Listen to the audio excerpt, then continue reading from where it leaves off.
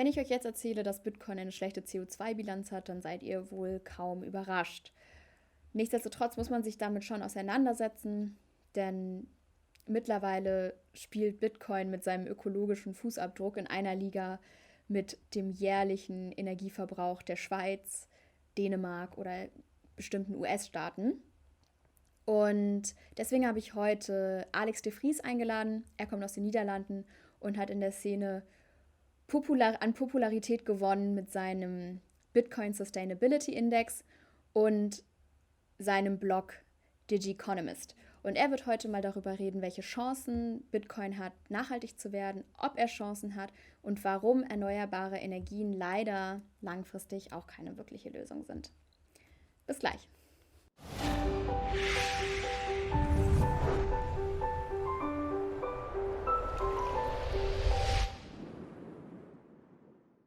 Hey Alex, nice to meet you. Hi there, good to meet you too. You are the founder of the cryptocurrency and blockchain blog Digiconomist and the creator of the Bitcoin Sustainability Index. I think what you had predicted was by end of this year Exactly. that 0.5% of energy that's being used in the world is used for Bitcoin mining. Is that right? I don't think I made a prediction it would be at the end of this year, but we are at that number. So maybe it would be good to just consider where we are at today, because we have various estimates, not just myself, but also Cambridge, which put the Bitcoin network at an energy consumption of around 70 to 80 terawatt hours per year. So that's maybe 0.3, 0.4% of global electricity consumption. And of course, you have to consider that's not first of all, that's not the entire number relating to cryptocurrencies. There are more currencies like Bitcoin, for example, Ethereum, which uses proof of work. There was a study published at the start of August, which said that, well, if you're considering these other proof of work currencies as well, next to Bitcoin, you're going to find that those others use at least half as much as Bitcoin does. So altogether, all cryptocurrencies probably use more electricity than 0.5% of global electricity consumption by now. I mean, to be perfectly honest, this sounds like a bold statement and a big challenge to actually measure the impact of Bitcoin mining. I mean, where do you get all that data from, and how does your Bitcoin Sustainability Index actually work? Well, the energy consumption is one thing, and you can come up with that number in various different ways. What I do myself is I take the amount of earnings that miners have, and based on that, I determine how much you're spending on electricity. If you're looking at Cambridge, they're looking at the total computational power in the network and trying to figure out what machines are running and generating that computational power. And because we know what machines use what energy, you can also use that to come up with a number. So different ways you can do this. And I also but this is a really difficult one, but another way of doing it is looking at, for example, public offering data, where companies like Bitmain, the producers of these machines, publish how many devices they have produced, and then you can also leverage that information to come up with a number. But it doesn't matter which one you pick, they all produce pretty similar results in the end. So I think in terms of determining the energy consumption, there's multiple ways we can do it. And you always have to consider they're always estimates. So I always recommend people don't just look at a single one, try to get some information from various sources, but if you look at those various sources, they're telling you the same thing. So have we got a good idea of how much energy the network uses? And then the question becomes, okay, what type of energy is going into the network? Because if you're talking about environmental impact, you want to know carbon footprint. And in order to figure that out, you need to know where's the energy coming from, because it matters a whole lot if you are somewhere in Norway running on 100% renewable energy, or whether you are in the north of China using 100% coal-based energy. It's interesting that you just mentioned that miners located in the northern part of China use coal energy, because according to Cambridge's Bitcoin Electricity Consumption Index, 65% of hashers from that region said they relied equally on hydroelectricity and coal. So they do have access to renewable energies. Why is that? No, not really, because if you look at it over the whole year, I think on average about 40% is coming from renewable energy. That means that 60% is coming from fossil fuels. So that's quite a substantial footprint already. And if you look at how is that 40% divided over the year, you have to consider that these miners are primarily located in China, first of all. But within China, they're migrating. There's a seasonal pattern in where miners are located within China. So what happens during, let's say, the winter months, which is the dry season in China, you see a lot of active miners in the north of China, in provinces like Xinjiang and in Mongolia. I don't know if I pronounced that correctly, so apologies to any Chinese viewers. But at least they're very dependent on coal-based energy in that area. But what happens during the summertime is that, so we're talking maybe April to September, October. Here we see that the wet season starts, the rain season starts, and then those miners migrate to the south of China, because at that time there's a lot of excess renewable energy available in the south, very cheap. So they move over to just get that cheap energy for a few months, and then they move back. So during the dry season, you have up to 70-80% of the miners active in the in more polluting regions, especially within China. They're all in the north, or pretty much all in the north during the winter time. And then during the summertime, it's the opposite. Yeah, I guess pollution is the right keyword. So China will face climate change as well as any other country in the world. Do you think those developments will make renewable energies cheaper and more attractive for miners in the future? Well, the Decrypt had an interesting article on this recently, and the point of the article was that climate change is actually going to cause that renewable energy to become less attractive, because the thing is that, first of all, these mining machines, they require power pretty much consistently. They require the same amount of energy 24/7 every day of the year. Now, renewable energy is not really great at providing that level of stability. And what happens, of course, in the summertime in China, it's a different story, because they just have so much of it that they can provide a pretty stable amount of power during that period, except what we saw this year already. And what we've seen over the past years in China is that climate change has made the hydropower production in China increasingly volatile. And this year it was so bad that several periods there were floodings in the South of China. There were big outages. You saw the hash rate come down. And that's something that, of course, these miners will consider. Like here, do we want to move to the south of China again or somewhere else? Yeah, I think we could actually see significant increases in mining activity in fossil fuel-dependent countries like Kazakhstan and Iran. I think the Cambridge study mentioned before found that those regions power 10% of the Bitcoin hash rate. Yes, to have very recently, they're now taking 10% of the total network hash rate and growing.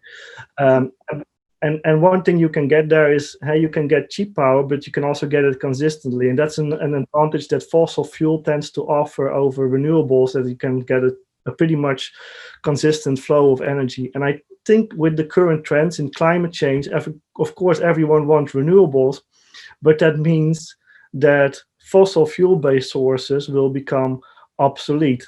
And those might be a perfect prey for Bitcoin miners looking for cheap and constant power. So I'm actually not very optimistic on the trend, because I think that these miners might actually use more fossil fuel-based sources, because in the end, yeah. Okay, so you think they will use more fossil fuels in the future, but what about the Green New Deal that China announced just recently to become climate neutral by 2050? Well, the thing is, China is not going to clean up the north in the north. Like, they're going to try and use the energy from the south to clean up the grid in the north. And one thing that has been a problem in China over the past years is that the grid infrastructure is really bad. They can't transport energy in and out of the south really well. And they are making improvements because obviously they want to use that access to clean up the rest of the grid in the rest of the country, but they haven't really completed that project yet. But when that happens, is then the excesses of renewable energy in the south will disappear, because then they're going to be using that to clean up the grid elsewhere. Otherwise, they're not going to make their climate goals. But they really have to make they have a lot of work to do on the grid because it's been in a pretty poor state. Well, your prediction don't really sound promising for Bitcoin. What do you think? Will Bitcoin disappear in the future? Well, I don't think Bitcoin will disappear. I mean, in the end, Bitcoin mining is something you can do anywhere in the world. So it's just a matter of, well, obviously, if you got access to the cheapest energy, you are in the most competitive position, and that's actually a bigger problem in the type of algorithm that Bitcoin uses with mining, is that you see a lot of centralization in areas that offer the cheapest energy. So we see more than half the network in China, simply because China has had the best rates over the past. But if China, for some reason, well, they've got a pretty good reason, the rates go up over there, some other country will be the next Bitcoin mining hub, and maybe those will be Iran and Kazakhstan. We've seen the areas increase in popularity, but it depends. And I think that will, if Iran and Kazakhstan do something about their grid, they will just go somewhere else. I don't think you can't stop it. But quite naturally, they will come together in certain places. So that's a little bit of a bigger problem than just environmentally. Maybe you could further elaborate, though, why especially centralization in those areas is bigger of an issue than the environmental impact. I suppose you mean in terms of security, right? Yes, that's ultimately a security risk. You have physical hardware located for a majority in a single country. And of course, Bitcoin is theoretically safe, but a government could, if they really want to, seize that equipment, and you only need one. If the Chinese government decides, okay, we're going to seize all the Bitcoin hardware and we're going to use that to paralyze the Bitcoin network, they could, at least for some time, because obviously the Bitcoin network would probably be upgraded with a different kind of algorithm at that point. But they could wreak havoc on Bitcoin for at least some time. But I don't. It's not something that I don't know if it has been considered, because we wouldn't know. But I don't think it's realistic that we see a government doing that anytime soon. But it's a theoretic risk. I'm just thinking about power failures or something like that. Could it be a danger too? And that's not even intentional. So I think the network can have actual problems if you have half of your network hash rate in a single province and it's flooded.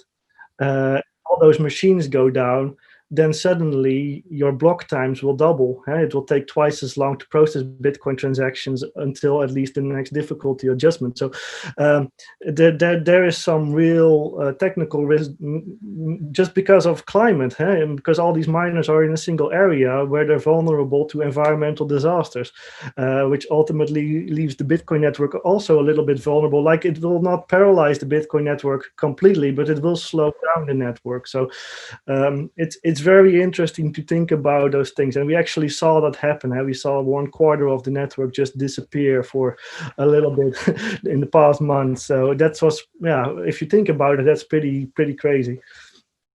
I just want to go back to the Bitcoin and sustainability problem again. So you said that Bitcoin mining is a 24/7 operation all year long, which means it requires both cheap and consistent energy. And we're, as you said, not simply going to get that from renewable energy source alone, right? So Bitcoin's energy efficiency problem still remains. What do you think if we, let's say, switch to proof of stake mechanism, which actually becomes more popular at the moment? Is this how the emphasis could be put on more sustainable practices in the cryptocurrency industry? What do you think? Yes, absolutely. So, hey, indeed, proof of work, the mining is just ultimately a small part of what makes the Bitcoin software Bitcoin, and it's a part of the software that you can replace. Theoretically, you can upgrade any part of the software if you want to, except you need the entire network to agree to that change. And you could replace it with a proof of stake algorithm, which is something that Ethereum is planning to do. Several others have already implemented that, and there are various different versions of it.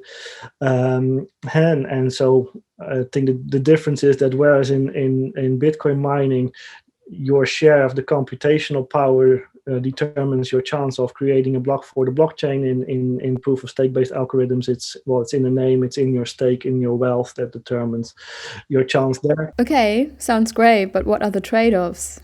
Well, that's the second. That's actually the second question you should ask, because you can put proof of stake in Bitcoin if you really want to. That's not a problem, and it would guarantee that Bitcoin is going to use a whole lot less energy. How you can the energy consumption would be reduced by 99.99%, and you won't have a incentive to produce specialized equipment. Because you have to consider also ASIC miners. They're single-purpose hardware, and once they are done, in about 1.5 years time, they get discarded, and then you get a new generation. So a lot of e-waste as well. That incentive is removed with proof of stake. Alleen then the next question is, what's the other trade-offs? Because you don't just gain a positive effect in terms of environment, you may also lose some bit of security by throwing out your proof of work.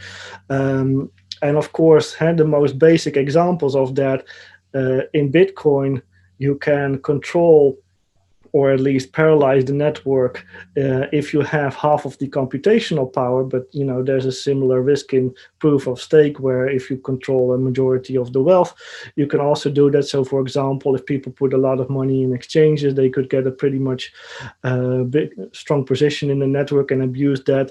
And of course, there's various other aspects to that as well. So it's actually a very complicated consideration. Like, from an environmental perspective, it's really easy. Proof of stake, lot better than proof of work.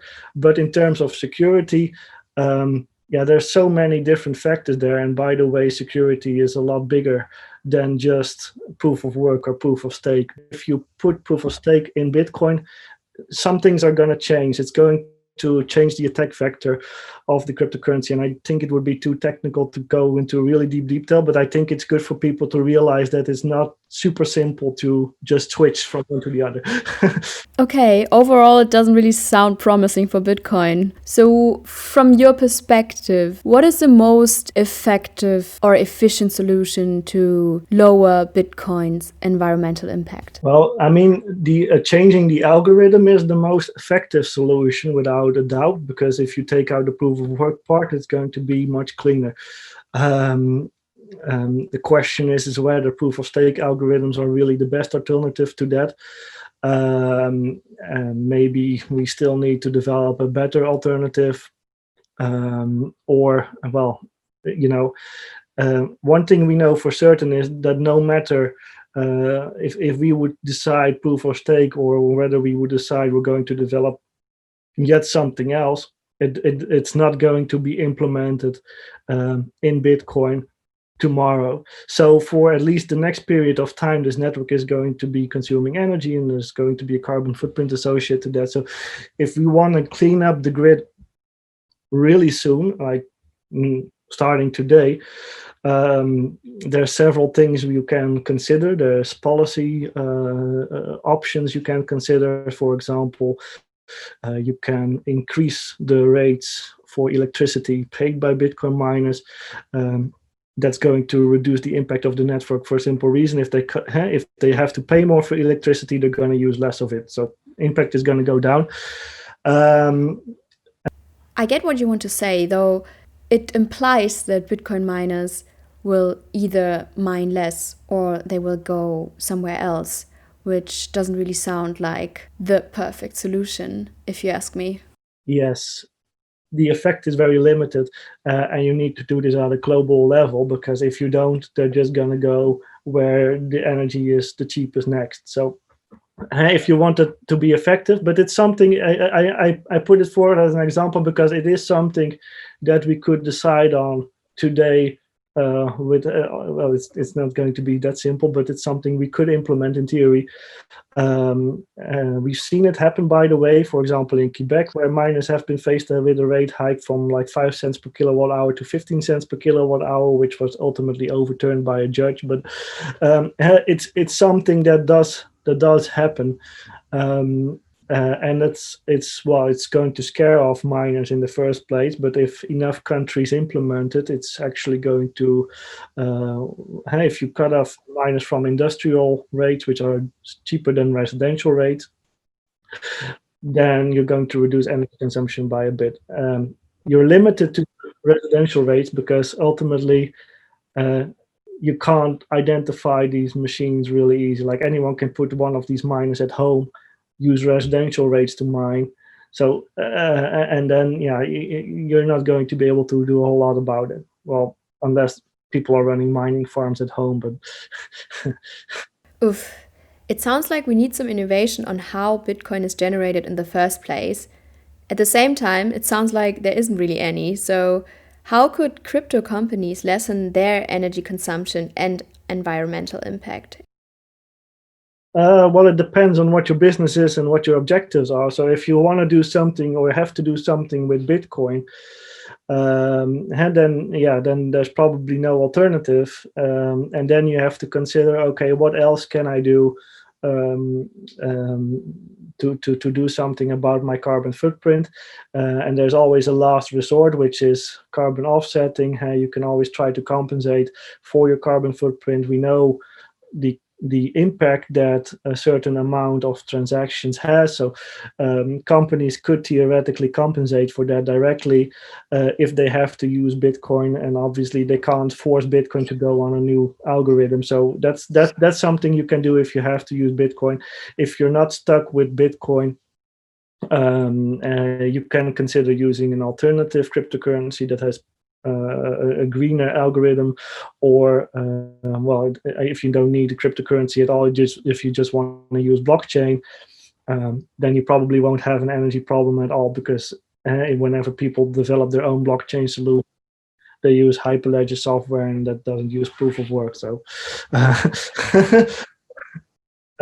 it depends on your business and your objectives, but in the worst case, you can always still try to compensate for your carbon footprint at the very least. Yeah, it is definitely not an ideal solution, but it is a beginning. You're right. So, Alex, according to your statements before, I can't really tell, are you a Bitcoin opponent or proponent? Maybe you could share your personal opinion on Bitcoin. Well, obviously, I'm very critical of the proof of work part of Bitcoin, and people often extrapolate that, saying, okay, well, then it means that you're very anti-Bitcoin in general. I think that's not the case. I think Bitcoin is pretty interesting overall. Otherwise, I wouldn't have made it around for, I think I'm writing about this currency for 6 years now. So there's definitely something interesting about having a currency that functions without the need for banks or governments or any intermediary for that matter. It's a pretty powerful concept. The thing is, the way in which we set it up has some flaws, but that doesn't change that the general concept is still pretty interesting, pretty cool. Okay, that's a fair point. Anyways, I think your views have been polarizing a lot, and a couple of people showed skepticism towards your data as well as your conclusions. For example, a comment under one of your videos was, "That guy is a fraud, has been repeating the same uninformed rant for the last 5 years." And to be honest, this is just one of many. So what happened, and what's your standpoint to this?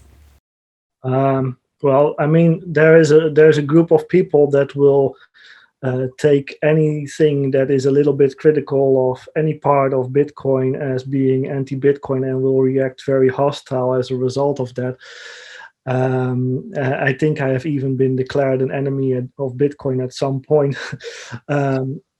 well, okay, I think that's a bit too much for, like, if you look at my work, the data is pretty good. If you look at Cambridge, they're coming up with similar numbers. So, and if you look at various other studies that are being done by other people involved in the space, everyone's coming up with more or less similar numbers. So I think it's not it's a pretty fair representation of what is the environmental impact of Bitcoin. And of course, not everybody likes people talking about that side of Bitcoin, thinking, okay, this will hurt my investment in Bitcoin in some way. But I try to encourage people to think about it the other way. Like, if you want Bitcoin to be acceptable as some kind of mainstream form of money, you have to think about the sustainability side. And I think it would generate a lot more long-term value to actually try to address the problem than to keep trying to talk your way around it, because the numbers are pretty solid. Yeah, that's for sure. What is the saying again? Haters are gonna hate anyways. So thank you for your time and keep us updated about any new thoughts and findings crossing your way. Hi, very welcome, and will do.